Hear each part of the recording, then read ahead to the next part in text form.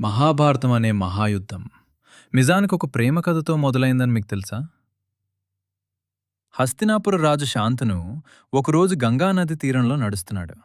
అప్పుడే అతని కళ్ళకొక అపూర్వ సౌందర్యం కనిపించింది. గంగ.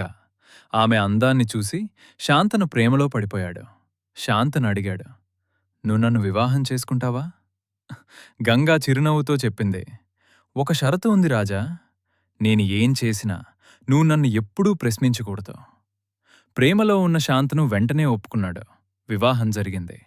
కొన్ని రోజులకు వారికి మొదటి బిడ్డ పుట్టాడు.